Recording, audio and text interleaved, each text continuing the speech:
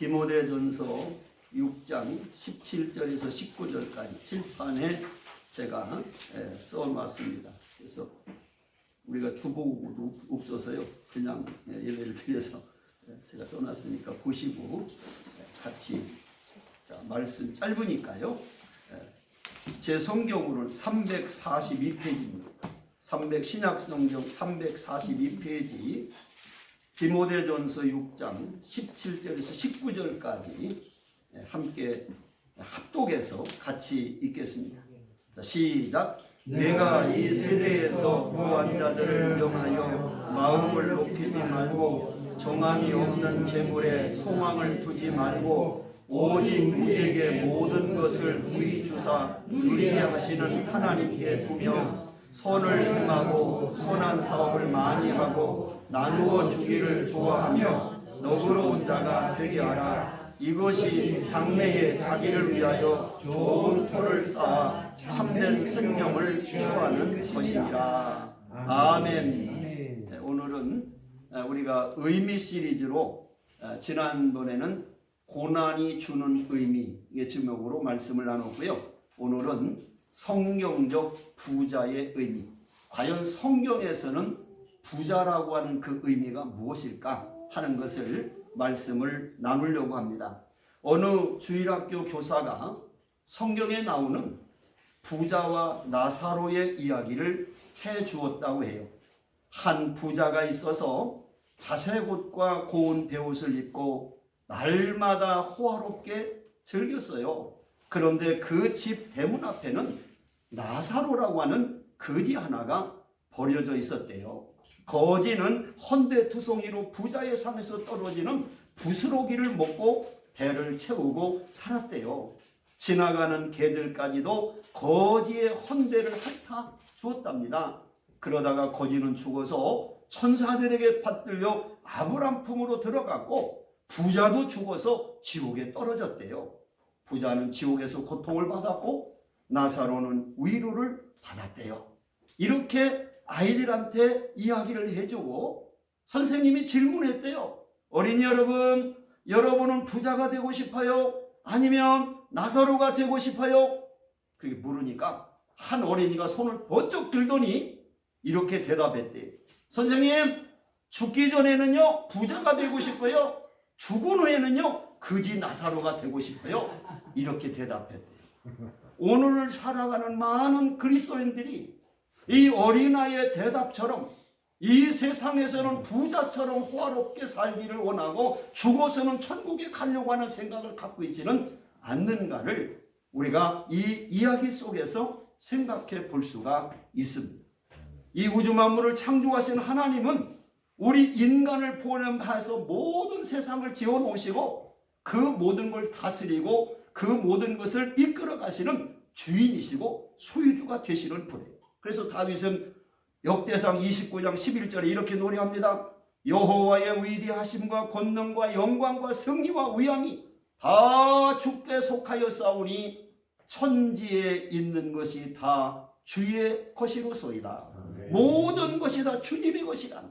그렇기 때문에 우리 믿음을 가진 사람들은 이 하나님의 명령을 가지고 이 경제적인 자원을 가지고 어떻게 써야 되는가라고 하는 것을 성경이 가르치고 있어요. 그래서 성경에서 말하는 경제 원리라고 하는 것이 좀 어려운 얘기 같지만 좀 잘 들어보시면 어떤 일이 있냐면 우리는 하나님의 것을 다스리고 보존할 책임이 있다는 거예요.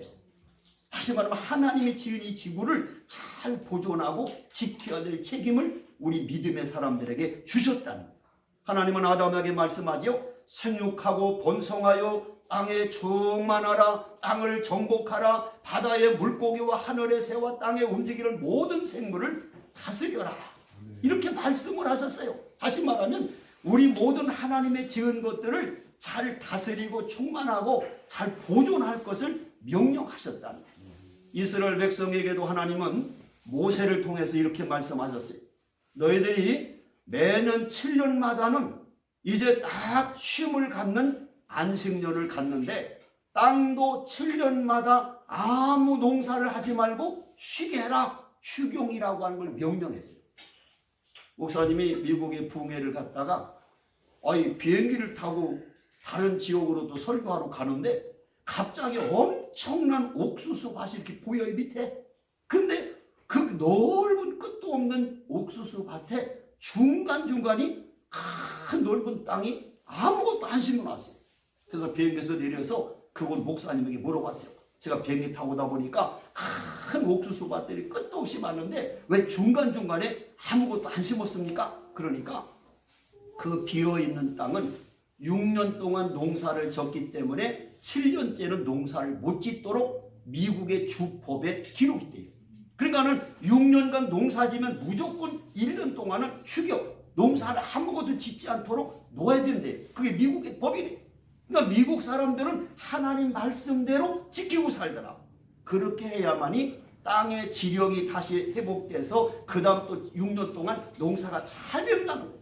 우리에게 안식일을 주어서 6일 동안 일침 일하면 7일째 쉬도록 안식일도 허락해 주셨고, 또 성경에 보면은 전쟁을 할 때도 절대는 과일나무는 파괴하지 마라. 새끼를 품고 있는 그런 새는 절대 죽이지 마라. 왜? 후손을 위해서 남겨라. 이게 성경이 가르치고 있는 말씀이에요. 두 번째는 우리는 하나님의 것을 공평과 정의롭게 사용해야 된다는 거예요. 한 사람이 그걸 다 가지면 안 되고 많은 사람이 같이 나눌 수 있도록 하라는 게, 레위기 19장 9절 10절에 보니까 이렇게 말씀이 기록되어 있습니다. 너희가 너희의 땅에서 곡식을 거둘 때에 너는 반 모퉁이까지 다 거두지 말고, 네 떨어진 이삭을 줍지 말고, 네 포도원의 열매를 다 따지 말며, 네 포도원에 떨어진 열매도 줍지 말고 가난한 사람과 거류민을 위해서 버려두라. 나는 너희의 하나님 여호와니라 그랬어요.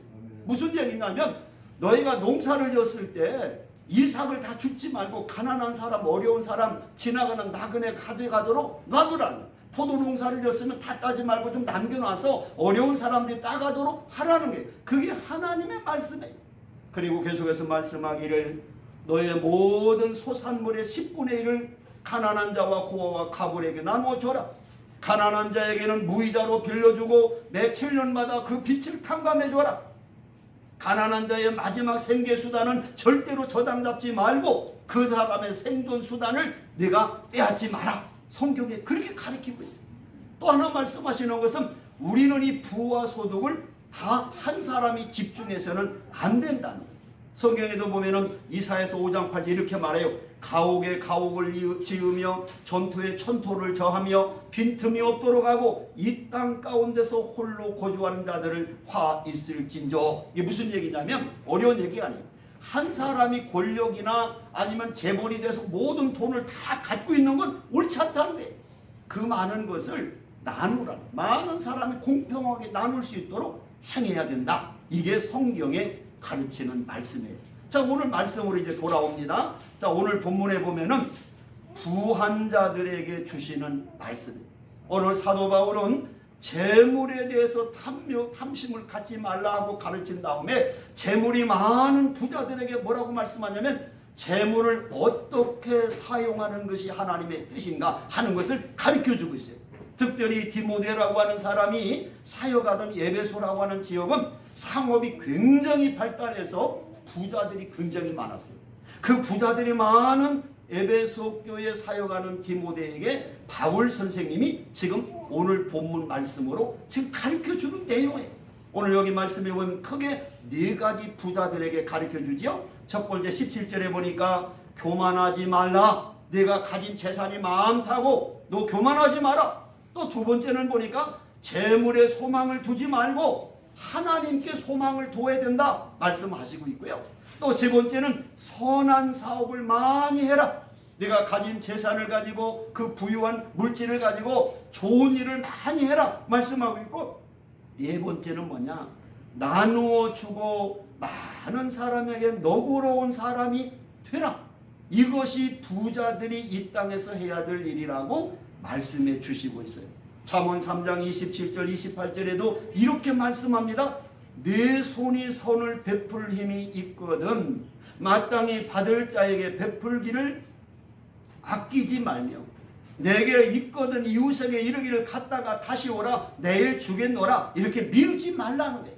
그래서 목사님이 성경에서 말하는 하나님이 말씀하시는 부자라는 것은 어떤 부자를 말하는가 찾아보니까 세 가지로 요약을 했어요. 그 세 가지를 이제 본론으로 말씀을 드리려고 해요. 자, 성경적 부자는 어떤 부자를 말하는가? 첫 번째, 따라합시다. 더러운 부자가 아닌 깨끗한 부자를 의미한다. 이게 성경적에 하나님이 말씀하시는 부자는 더러운 부자가 아니라 깨끗한 부자를 말씀한다는 거예요. 성경은요, 부자가 되는 것을 정죄하거나 비판하지 않아요. 정상적인 방법으로, 정당한 방법으로 열심히 일해서 돈을 모아서 부자 되는 것은 잘못된 게 아니에요. 문제는 잘못된 방법으로 물질을 많이 버는 부자들을 성경은 정죄하고 있다는 거예요. 예를 들면 자기 집에서 열심히 일한 사람에게 임금을 싹을 주지 아니하고 그 싹을 임금을 띄워 먹으면서 부자가 된 사람, 관리들에게 뇌물을 주고서 많은 것을 얻어버린 그런 부자, 이런 부자들은 하나님이 원하시는 부자가 아니라는 거예요. 그래서 찾아봤어요. 자, 정당하지 않는 방법으로 부자가 되는 사람들은 어떤 사람들인가 찾아보니까 성경에 여러 가지가 있어요. 첫 번째는 뭐냐? 도둑질에서 큰 부자가 된 사람. 도둑질한 재물은 그건 옳은 정당한 방법이 아니지 않습니까? 제가 상점에서요 물건을 구입하고 영수증을 주세요 그랬더니요, 그 마트 주인이 뭐라고 말하냐면, 목사님 얼마로 써드릴까요? 그러는 거예요.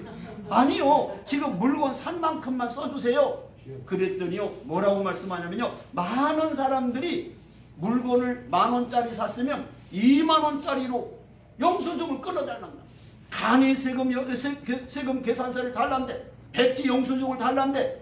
이런 것은 결국은 잘못된 방법으로 자기가 유익을 얻는 이런 도둑질에서 부자가 되는 것, 성경은 원치 않는다는 거예요. 또 두 번째는 뭐냐면 정당하지 못한 직업으로 벌어들인 재물.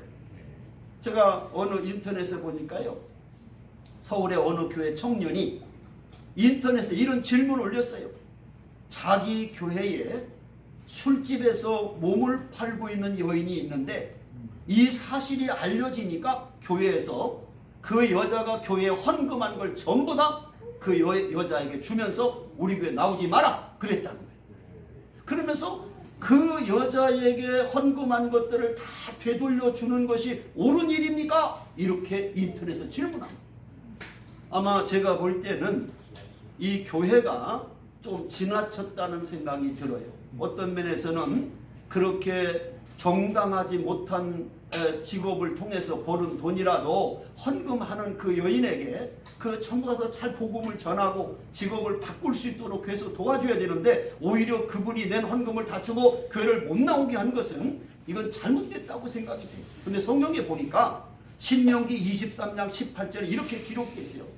창기의 본돈과 개같은 자의 소득은 서원하는 일로든지 네 하나님 여호와의 전에 가져오지 말라. 이들은 다 네 하나님 여호와께 가정한 것이다 그랬습니다.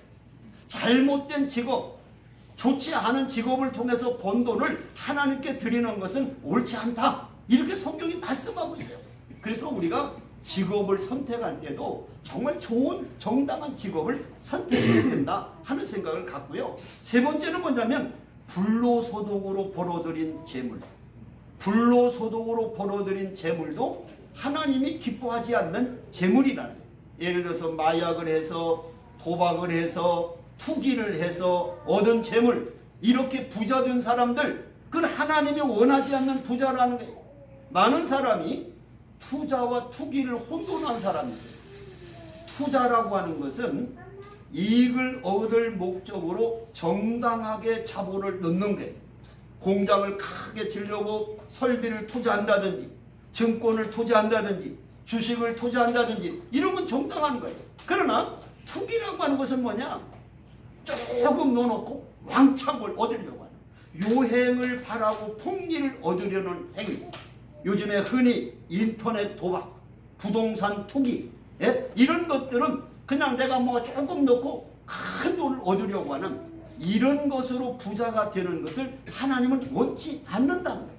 또 하나 더 얘기한다면 공정하지 않는 방법으로 벌어들인 재물로 부자가 된 사람, 다시 말하면 자신의 권력을 이용해서 자신의 지위를 이용해서 많은 재물을 모은 사람, 아니면 뇌물을 받아서 모은 재산으로 부자가 된 사람, 아니면 재벌들이 흔히 말하는 비자금을 만들어가지고 수천억씩 비자금을 만들어서 부자가 되는 사람, 이런 부자는 하나님이 기뻐하지 않는다는 거예요.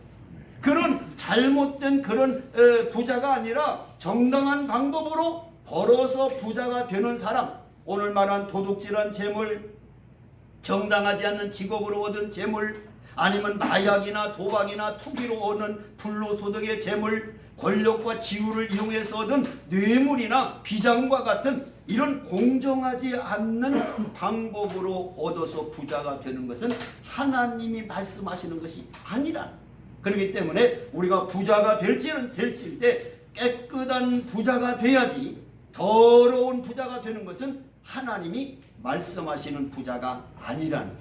깨끗한 부자가 될 때 존경받는 부자가 되고, 존경받는 부자가 되어야 행복한 부자가 되는 것이고, 행복한 부자가 되어야 성경적 부자가 된다는 사실을 믿으시기를 주의 이름으로 축원합니다. 두 번째는 성경적 부자의 의미가 뭐냐? 따라합시다. 땅의 부자가 아닌 하늘의 부자를 의미한다. 예, 깨끗한 부자가 하나 성경적 부자라면, 두 번째는 땅에서 부자가 아닌 하늘나라의 부자가 진짜 부자라는 거예요. 사람들은 이 땅에 얼마나 많은 보물을 쌓았는지에 따라서 야, 저 사람 성공했대, 돈을 굉장히 많이 벌었대, 이렇게 이야기해요. 근데 이 행복과 불행이 많은 재산을 모았다라고 그게 성공한 것이 아니라, 예수님은 마태복음 6장 19절 이렇게 말합니다. 너희를 위하여 보물을 땅에 쌓아두지 말라 그랬어요. 예수님은 이 세상에다가 재산을 많이 쌓아놓지 말라는 거예요. 성경에 누가복음 12장에 보면 한 사람이 재산 상속 문제를 가지고 예수님께 나와서, 예수님, 아버지의 유산을 형과 잘 나눌 수 있도록 해결해 주십시오. 이때 예수님께서 비유를 하나 하셨어요. 그게 바로 뭐냐면 어리석은 부자의 이야기예요. 한 부자가 밭에 농사를 져서 농사가 너무 풍년이 들어가지고 곡식을 쌓아둘 곳이 없어서 곡간을 막 여러 개 져가지고 창고마다 가득가득 곡식을 채워놓고 이 부자가 자기 영혼에게 이야기했어요. 누가복음 12장 19절에 보니까 내 영혼아, 여러 해 쓸 물건을 많이 쌓아두었으니 평안히 쉬고 먹고 마시고 즐거워하자. 그때 하나님이 말씀하세요. 누가복음 12장 20절에 보니까 어리석은 자여, 오늘 밤 내 영혼을 도로 찾으리니 그 창고에 많이 쌓아놓은 것이 누구의 것이 되겠느냐 물으셨어요. 그러면서 하나 예수님 말씀합니다. 결론적으로 누가복음 12장 21절에 보니까 자기를 위하여 재물을 쌓아두고 하나님께 대하여 부유하지 못한 자가 이 어리석은 부자와 같으니라 그랬습니다. 이 세상에 나는 재물을 많이 쌓아놓은 땅의 부자는 되었는데 하늘나라에 아무것도 쌓지 못하는 사람, 이게 바로 어리석은 부자라. 오늘 주님 말씀 다시 돌아가 봅시다. 너희를 위하여 보물을 땅에 쌓아두라. 자, 쌓아두라. 세상에다 쌓아두지 마라. 왜 세상에다 쌓아두지 말라고 했을까요? 왜 예수님이 많은 재물을 세상에다만 쌓지 마라고 말씀하셨을까요? 이유가 있어요. 첫째는 뭐냐면 재물은 믿을 만한 것이 아니라는 거예요. 성경 말씀 마태복음 6장 19절 20절에 보니까 예수님이 이렇게 말해요. 땅에는 좀과 동록이 해하며 도둑이 구멍을 뚫고 도둑질하느니라. 오직 너희를 위하여 보물을 하늘에 쌓아두라. 거기는 좀이나 동록이 해하지 못하며 도둑이 구멍을 뚫지 못하고 도둑질을 못하느니라. 여기서 말하는 주님 말씀 잘 보세요. 자, 땅에다가 쌓아놓는 건 좀이 해야 한다는 것은 뭐냐면 자연적인 상실을 가르치는 거예요. 또 여기서 동록이 생긴다는 것은 시간과 함께 변질되어 버린다는 뜻이에요. 도둑이 와서 가져간다는 것은 상황과 함께 보물이, 재물이 다 없어진다. 다시 말하면 사업이 실패되거나 아니면 주가가 폭락하거나 재산이 갑자기 잃어버리거나 이래서 너의 가지고 있는 걸 다 잃어버릴 수 있기 때문에 이 세상에다가 물질을 쌓지 마라 말씀했고요.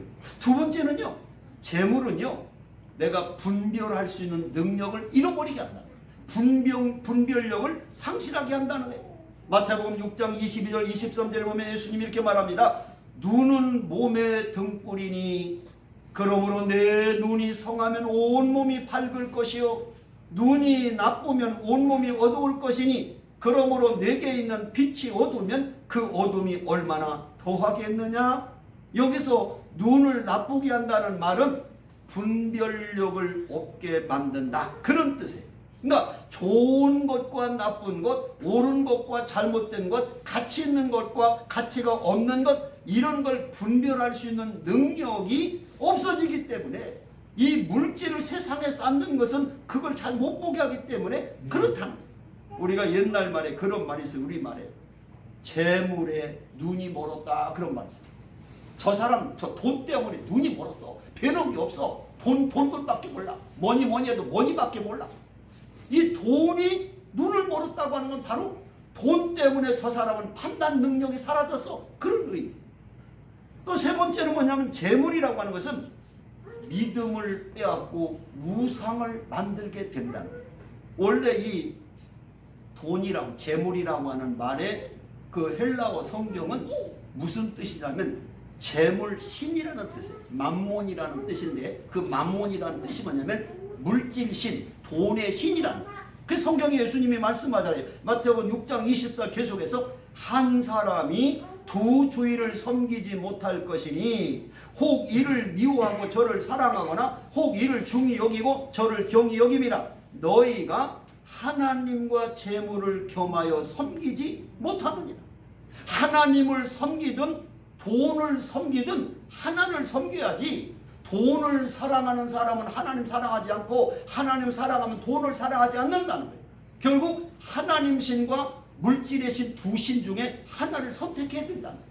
근데 많은 사람들이 돈에 눈이 어둡고 돈에 빠진 사람은 하나님을 안 섬기고 돈을 섬긴다는 거예요. 뭐니 해도 돈이 최고라. 돈이 신이 해버렸어, 신이. 오늘날 모든 사람들이 돈만 가지면 다 된다고 한 사람들이 너무 많아. 돈만 있으면 돼. 돈 가지면 다 할 수 있어. 그 돈이 신이 되어버렸어. 오늘 여러분, 우리가 성경에서 말씀하는 이 교훈을 잘 깨달으셔야 돼요. 그래서 우리가 돈을 섬기는, 돈에 섬기는, 우상을 섬기는 사람이 아니라 하나님을 섬기는 사람이 돼야 돼요. 오늘 디모데전서 6장 10절에 보면 이런 말씀을 합니다.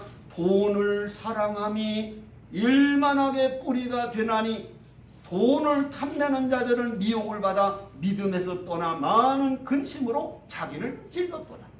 돈을 사랑하고 돈을 섬기는 사람은 하나님을 섬기는 믿음에서 떨어져 버린다. 그 사람들의 그 사람의 믿음이 좋은가 나쁜가를 보면 그 사람의 물질과를 보면 알아. 저 사람이 돈을 어떻게 쓰는가를 보면 이 사람 믿음 있구나, 이 사람 믿음 없구나, 그걸 판단할 수 있다는 거예요. 오늘 여러분은 땅의 부자입니까? 아니면 하늘에 많이 쌓아놓은 하늘의 부자입니까? 이 땅에 많은 재물을 쌓아놓으면서도 하늘나라에 아무런 상급이 없는, 아무 물질을 쌓아놓지 못한 사람들이 오늘날 믿는 사람들 가운데도 너무 많다는 거예요.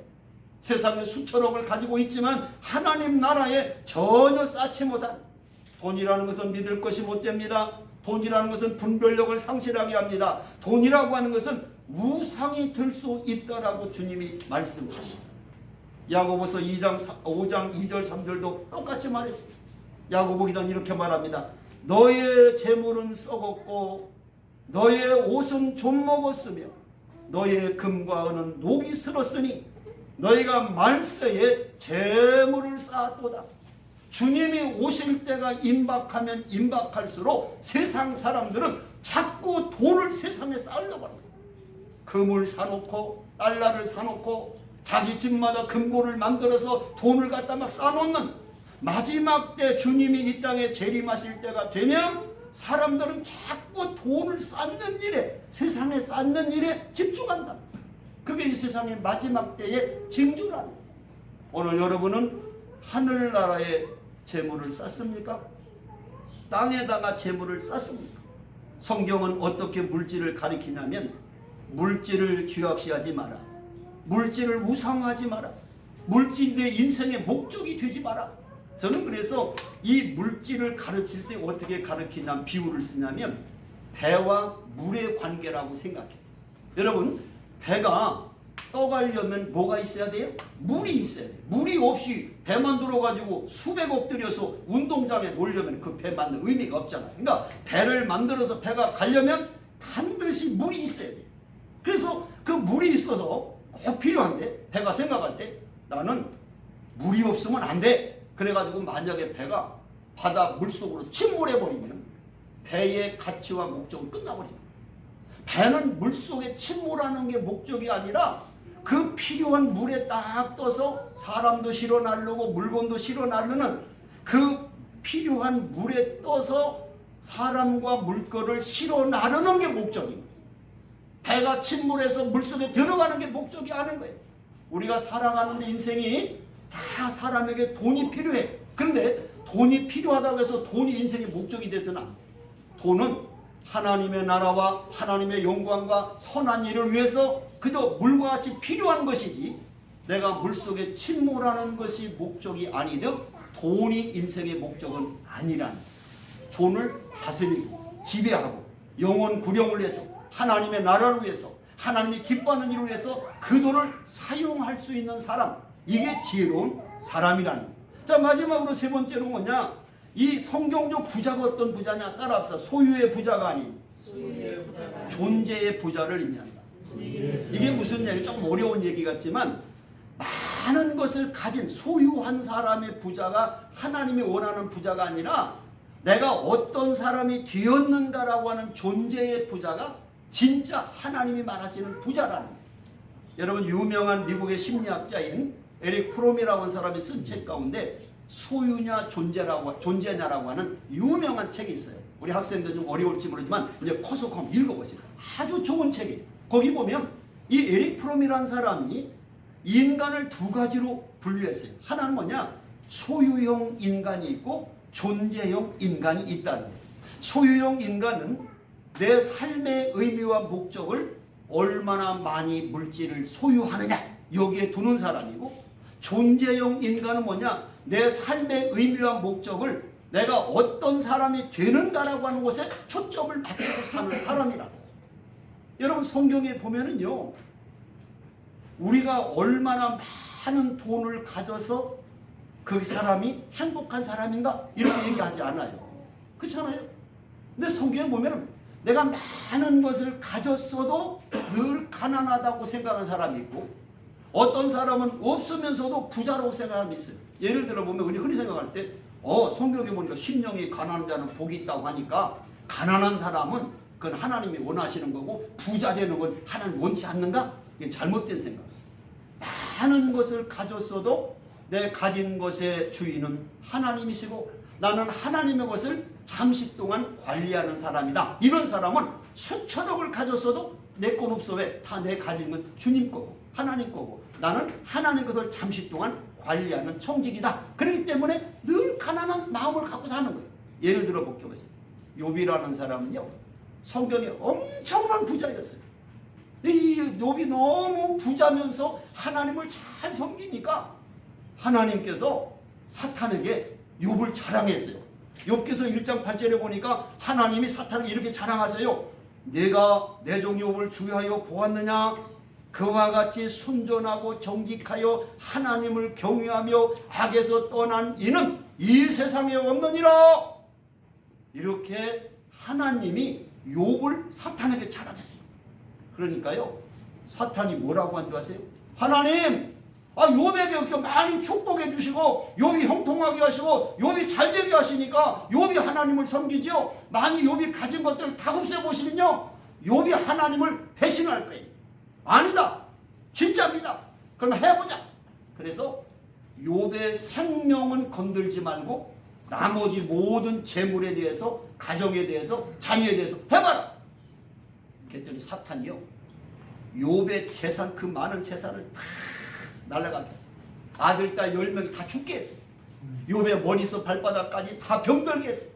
그 고통스러운 모습을 보던 그 아내가 차라리 하나님 저주하고 죽으라고 떠나버렸어.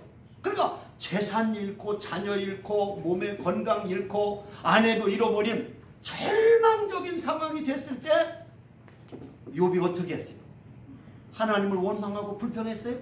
그러지 않았어요. 욥기서 1장 21절에 보면 내게 이 많은 걸 주신 이도 여호와시요 내게 주신 것을 가져가신 자도 여호와시오니 여호와의 이름이 찬송을 받으실지어다. 영광을 돌린 거예요. 하나님이 봐라, 저 욥을 봐라. 자기가 가진 많은 재산 잃어버리고 자녀가 다 죽고 건강도 잃어버리고 아내도 떠났지만 저 욥이 얼마나 하나님을 경외하고 살아가냐. 저게 진짜 부자다. 저런 부자. 정말 있든지 없든지 내게 많은 걸 주신 것을 내 것이라고 여기지 아니하고 하나님의 것임을 인정하고 살아가는 저런 믿음의 사람, 저런 사람을 너희들이 배워야 된다. 오늘 여러분, 우리가 이 세상에 수천억을 가졌어도요, 내가 하나님의 것이라고 인정하고 하나님의 것을 따라서 하나님 영광을 살아가는 사람, 이런 존재의 부자가 돼야지. 많이 긁어 모은 그런 소유, 많은 걸 소유한 것으로 부자된 사람은 그건 세상적인 부자라는 거예요.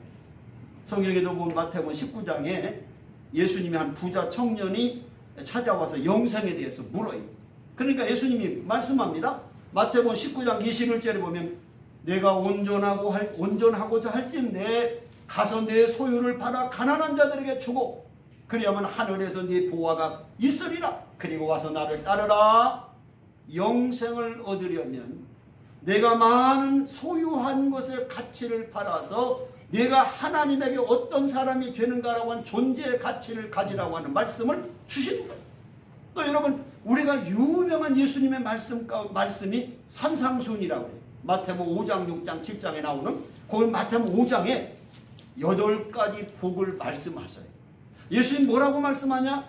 심령이 가난한 자는 복이 있나니, 애통하는 자는 복이 있나니, 온유한 자는 복이 있나니, 의에 줄이고 목마른 자는 복이 있나니, 긍휼히 여기는 자는 복이 있나니, 마음이 청결한 자는 복이 있나니, 화평케 하는 자는 복이 있나니, 의를 위해 박해를 받는 자는 복이 있나니.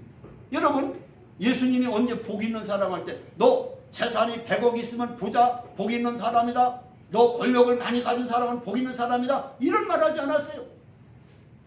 마음이 가난한 자, 죄를 짓고 애통할 줄 아는 자, 마음이 온유한 자, 의에 줄이고 목마른 자, 이런 사람이 되는 것이 축복이라는 거예요. 그런 사람이 되는 것이 진짜 부자라는 거예요. 오늘 여러분, 성경에서 말하는 부자와 아니면 이 세상에서 말하는 부자는 전혀 다르다는 거예요. 아브라함은 엄청난 부자였지만 하나님께 목적을 두고 살았던 존재형 부자였습니다. 아리마대 요셉은 부자였지만 예수님을 자기 무덤에 모신 의로운 부자였습니다. 바나바는 부자였지만 밭을 팔아서 가난한 사람들에게 나눌 줄 아는 진정한 부자였습니다. 오늘 여러분이 이 세상에 많은 것을 소유했다라고 하는 부자가 되지 말고 하나님 앞에서 내가 어떤 사람이 되었는가라고 하는 존재의 부자가 되라는 거예요. 미국의 무디 신학교 교장을 지냈던 조지 스팅 박사님은 그런 이야기를 했어요. 우리가 마지막 날 하나님 앞에 갔을 때 하나님이 나에게 질문하시는 질문은 내가 이 세상에서 얼마나 많은 것을 벌었는가라가 아니라 내가 얼마나 많은 사람에게 나누고 베풀었는가, 그게 예수님이 나에게 질문할 질문일 것이다. 그런 이야기했어요. 여러분, 이 세상에 많은 재산 다 놓고 가요. 다 놓고 가요. 죽을 때 다 놓고 가요. 빈손 들고 가는 거예요. 성경에 빈손으로 왔다 빈손으로 가는 인생이라고 했어요. 그러면 다 놓고 갈 것을 위해서 지은 죄는 하나님 앞에서 심판을 받아. 그래서 성경은요, 결론을 뭐라고 짓냐? 바울 사도가 이렇게 말해요. 부자들아, 너희들이 이걸 조심해 하면서 가르쳐 주신 얘기가 야고보서 5장 1절에서 5절에 나와요. 자, 거기 보면 부자들이 그 당시에 어떤 잘못을 저지르고 있는가를 지적해 주고 있는데 세 가지로 결론을 맺겠습니다. 자, 첫 번째는 뭐냐면 그 당시에 부자들은 쌓기만 하고 나눔의 삶을 살지 못했다. 그저 열심히 모아서 창고에 가득가득 쌓아놓는 일만 했지 어렵고 헐벗고 굶주린 사람은 나누어 주는 일을 하지 않았다는 거예요. 야고보서 5장 2절 3절 이렇게 말합니다.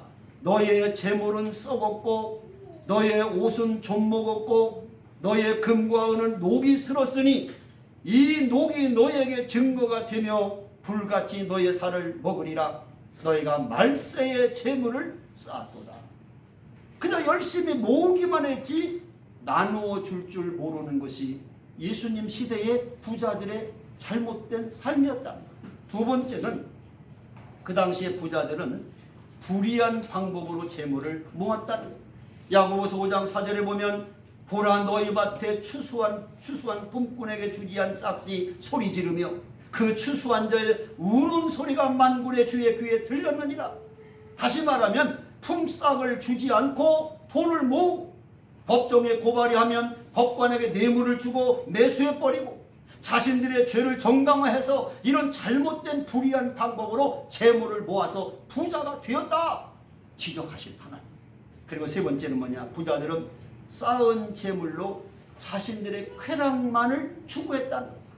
남에게 나누어 주지 않고 야고보서 5장 5절에 보면 너희가 땅에서 사치하고 방종하여 사륙의 날에 너의 마음을 살찌가였도다. 이 말을 여기 무슨 뜻이냐면 사치했다는 말은 분수에 맞지 않는 삶을 살았다는 것이고 여기서 방종했다는 말은 성적인 범죄를 저질렀다. 마약을 하고 술을 먹고 도박을 하고 이래서 성적으로 음란한 삶을 살았다. 그것이 그 당시에 부자들의 모습이었다는 거예요. 그저 모으기만 하고 나누지 못하고 그 모으는 방법도 전부 다 남의 줄 싹 임금을 빼앗고 뇌물을 받고 비자금을 만들고 이렇게 해서 부자가 됐고 그 쌓아놓은 재물로 너희들의 쾌락과 세상적인 타락된 죄만 졌다는 거예요. 그들이 심판을 받는다고 그 당시에 부자들을 지적하고 있습니다. 말씀을 마칩니다. 오늘 여러분은 더러운 부자가 아닌 깨끗한 부자입니까? 세상에만 쌓는 땅의 부자가 아닌 하늘에 쌓는 하늘의 부자입니까?